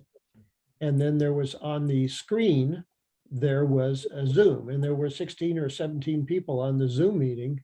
And the Zoom people could ask questions of the person who was speaking, and we could hear the question. Those of us who were in person could hear the question. So the technology to have both an in-person and a Zoom meeting exists. I don't know whether we've got it or if we'd have to buy it or whatever, but somebody with more technical knowledge than I could check into that. Todd has, Yeah, Todd has it. Yeah, we did Kurkara like that for a number of months. yeah, we did do Kurkara. It's a little bit clunky, but I think the technology is actually improving a little bit even. So, Well, I think the people on Zoom could hear him pretty well, but if people who were live in the chapel said something, the people on Zoom had trouble hearing us. yeah, sometimes that was true. So Lynn, another option would be to have time set aside after the second service to present things and get input. So people that wanted to be involved in or wanted to get more information about the bylaws changes could attend the second service and then stay after the second service. So it wouldn't interfere with anybody's day. Does that make sense? But you'd have to probably have it in the chapel because you're going to run into, I think, an uproar if you try to interrupt the friendship hour afterward for the people who don't want to attend the seminar. But that certainly could be worked out, couldn't it? Oh, sure. Yeah. Well, I think what I was thinking, and correct me if I'm wrong, and if this is not an okay thing to do, but I was thinking about having just regular Zoom conversations with whoever wants to come on a planned day or time, not necessarily even on a Sunday, but having a board member, I mean, you know, just having a conversation with a board member, if somebody just wants to come up to me or to Craig or Church and say, hey, can I just ask you this question about this bylaw, or I want to just give my 2 cents, but I don't want to come to your workshop. I don't want to go to a whole meeting. Is that, I mean, I think that should be okay, right? Because if I'm just, I mean, I always have a little notebook with me. I'm never without a notebook and a pen. So couldn't I just take down somebody's question or concern and bring it back to the board whenever we have our regular workshops? So that people who don't necessarily want to come to a meeting on Zoom still have a way that they can have their voice heard, because we can send out these articles. It's just like having a board member at a back table talking about the budget or whatever. Why don't we do all of these, Lynn? Yeah. It's a good idea. So that we could have a board member. I mean, I'd be happy to stay in between services. I'm an early service girl, and somebody after service. We could, you know, not even for a really long time. I would imagine if somebody's wanting to speak to a board member about a bylaw, it would be something they could do with a cup of coffee and do that, and off they go. But still, we would have these congregational conversations via Zoom. So everybody's able to give their input.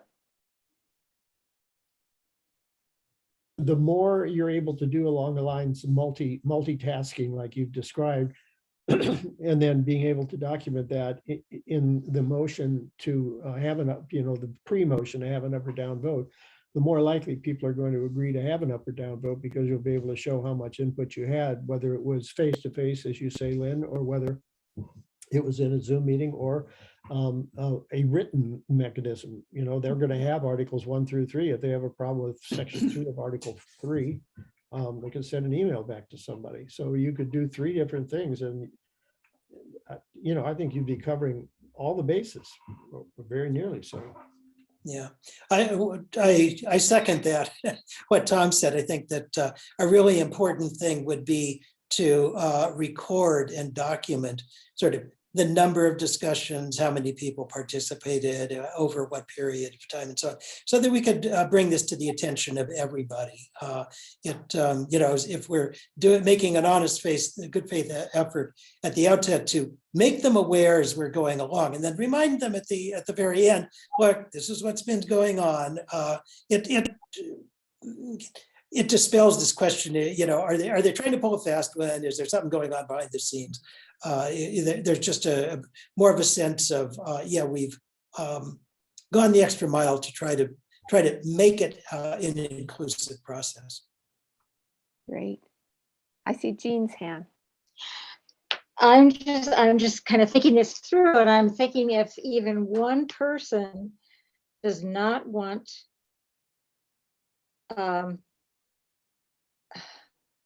the up or down vote, then you should go ahead and have this.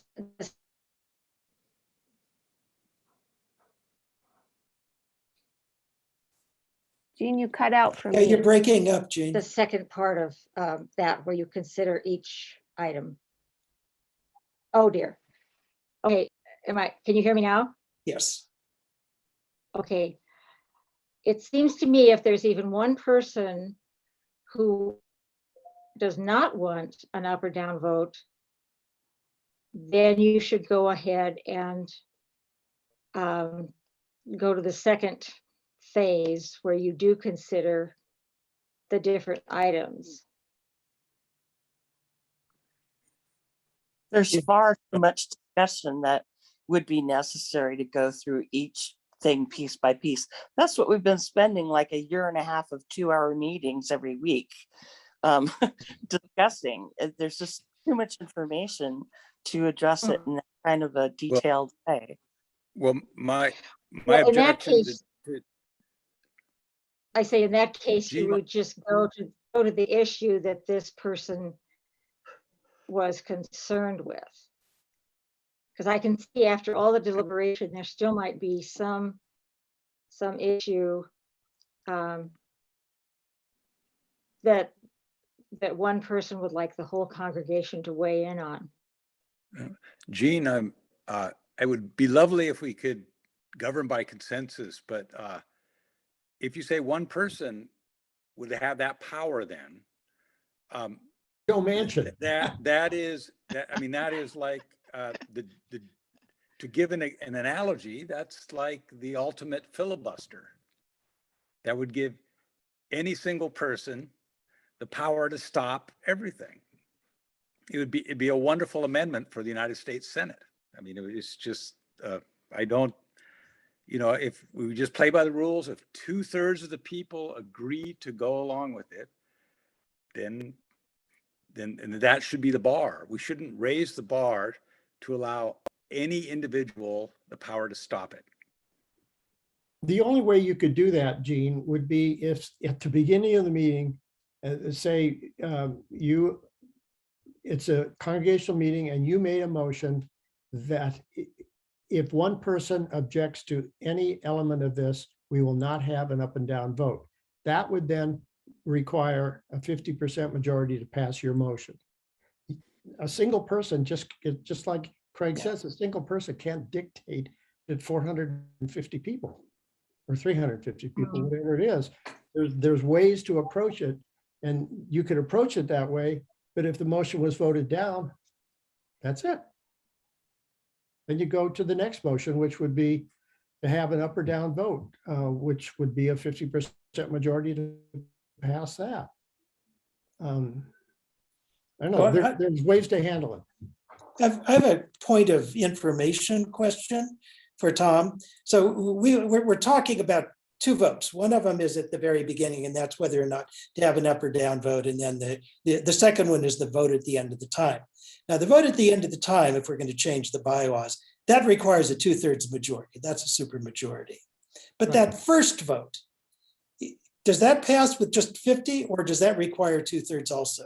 It's just a general motion from the floor about how to conduct the meeting. So it's a Okay. 50%. Okay, okay. Okay, so first of all, let me ask, Darrell, do you have your hand up still, or has it just not been put down? I'm sorry, I left it up too long. Okay, no, that's okay. I just wanted to make sure you weren't just still waiting. Okay, so it sounds to me like we do have a general idea that that is our goal, is eventually to have an up or down vote on this.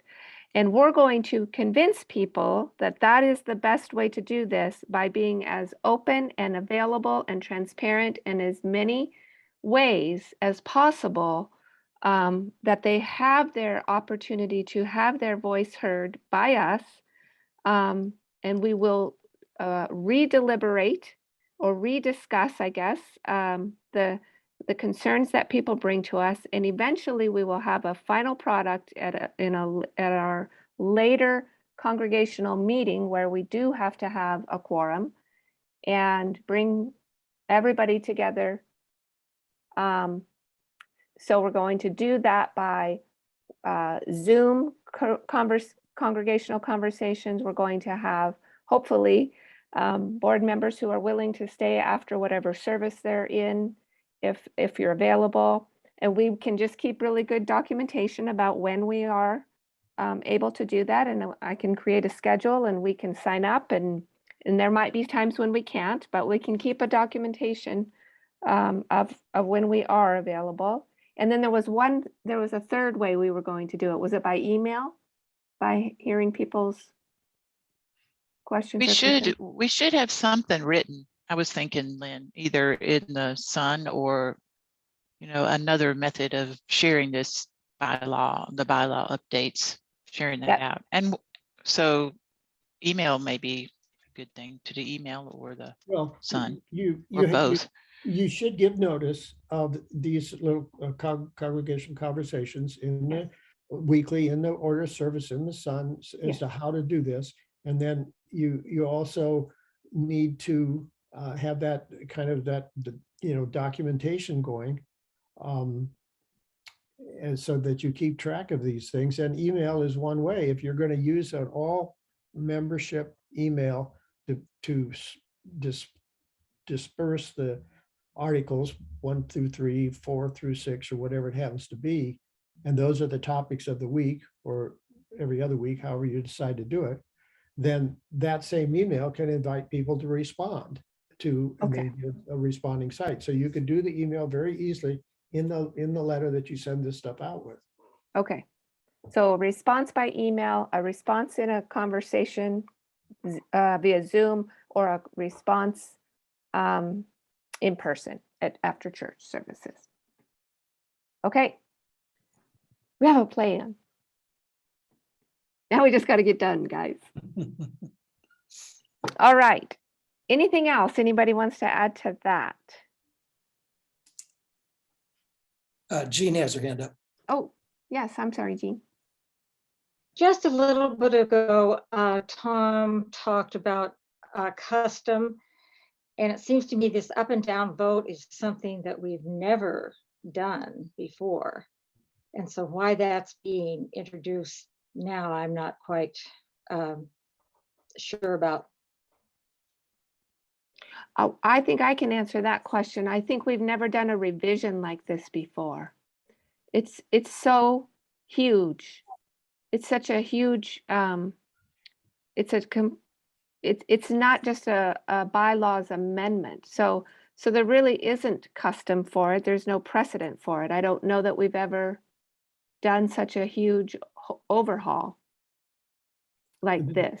Yeah, the amendment section of our existing bylaws specifically talk about a revision and talk about amendments, and then Robert's rules make a very clear distinction about a revision as being substantial and extensive, and they are to be treated differently. And what you're doing when you have the vote at the beginning of the meeting for a 50% majority to vote up or down about doing a particular process, that is the decision. That is the decision-making process of the congregation.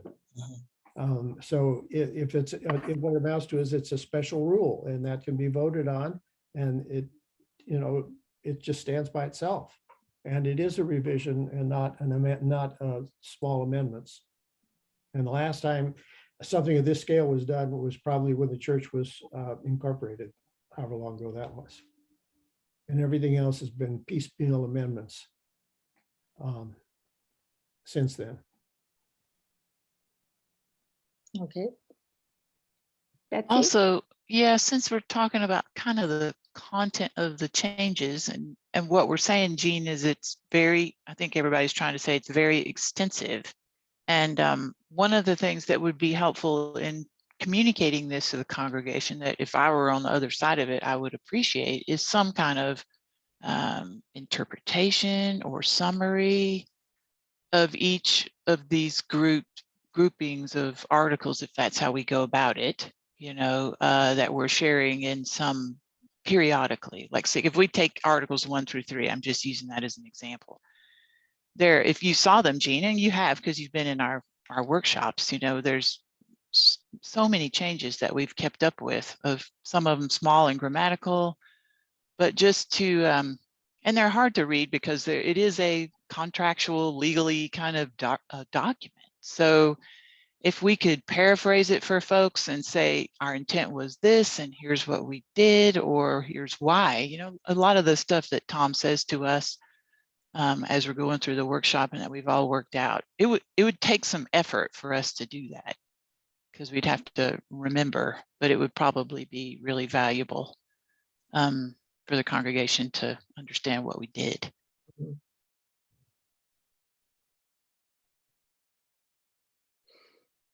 One other thought occurs to me, which I think could be helpful as we go through this process, is if there is going to be like a Zoom meeting, for example, at some point, perhaps we could have it included in the announcements from the pulpit, you know, on Sunday, so that people are like made aware that way. And in the Sun, have a notice. Just make sure that like notice is given in every possible way. Yeah. Mm-hmm. Yeah, I think if the process is good, the outcome will be good. Isn't that a famous quote by somebody famous? In Judician, I believe. No, I think it is. I read it somewhere. It's not me. Yeah, I think we have a plan. I think we have a good plan, and I think that people will see. You know, I can understand why many members or some of our church might feel very nervous when we say this is a complete revision. It's extensive, it's big, it's huge, or it's been. I mean, we have worked a lot of hours on this, and all of those things are true. But that sounds a bit scarier than we made these right. We worked on these to make them stronger and to make us stronger and to make it better. It's not just we just threw out the old bylaws and we wrote some new ones. So maybe it's our phrasing too that we need to be thinking about. Just you know, just something to think about as far as, we did a huge overhaul or a huge revision. It's not just tiny amendments. You need to know this. More of a, come see what we did. Come see how we made these better. And we want to hear your voice. We want to hear your input. So, I don't know. Darrell, this time you raised your hand. Yeah, so I also think probably 80% of what we've done is just cleaning things up, you know, making the language more clear. So there are some big changes, but those big changes are relatively small in number when it comes down to it. So I think that's something that we should stress too, that we've worked on everything, but a lot of things was just cleaning up the language and making things more clear. So yeah, I think we should stress that too. Yeah, great. I agree. Catherine? Yeah, I would definitely agree that the vast majority of changes that we made were wording and grammatical reworkings and elimination of duplicate sentences that said the same thing.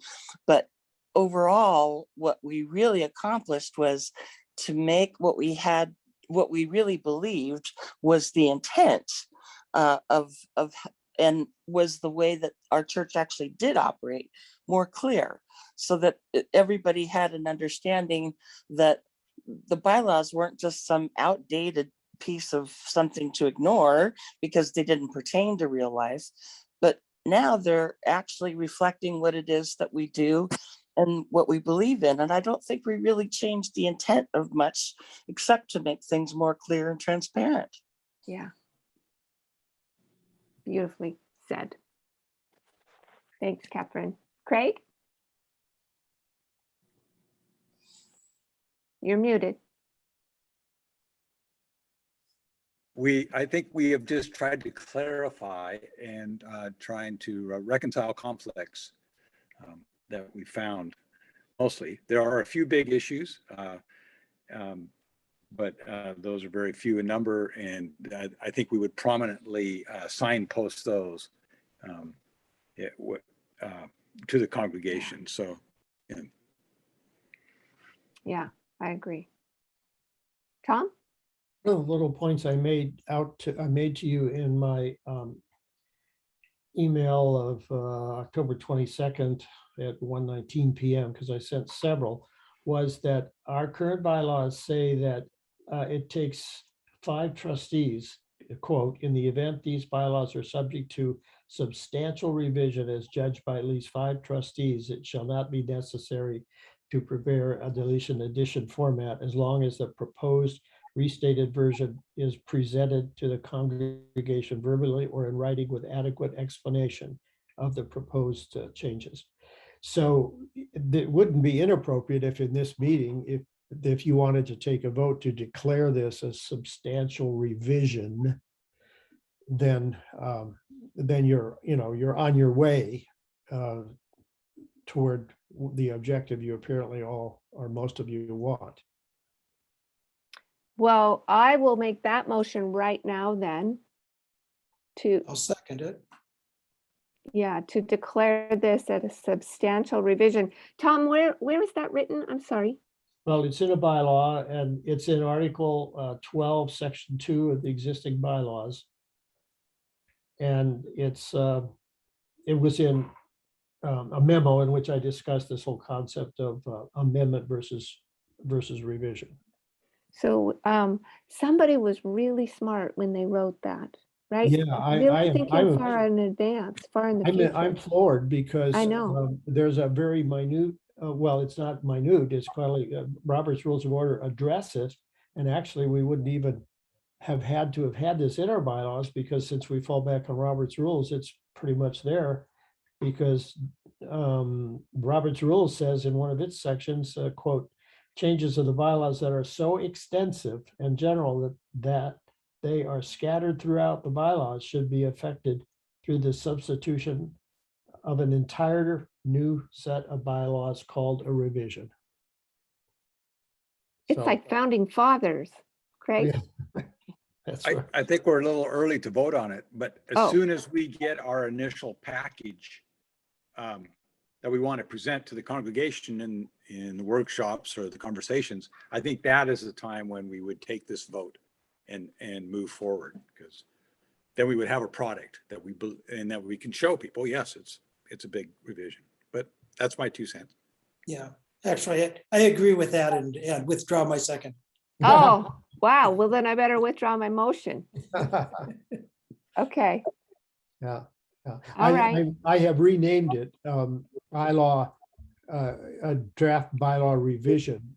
Previously it was marked amendment because technically it meets the definition of Robert's Rules. So Anticipating what we're going to vote on eventually. Yeah. Good. Okay. Well, guys, it's 8:01, so we are going to finish this meeting, and we are supposed to go into executive session now. board members, to complete our ministerial agreement. What are your thoughts about that? Can you do it? Can you give me 30 minutes? Sure. Yeah. No, Yeah. Stay no up problem. pa- I'll stay up past my bedtime if you'll stay up past yours. All right. Okay. Okay. Well, then the meeting can go. I'll stop the recording. And Dorothy, I will email you what time we turn the lights out, okay? Thank you so much. Right. Bye, everyone. So my first act in executive session is to take a 30-second bio break. Be right back. Okay. Let me stop the recording.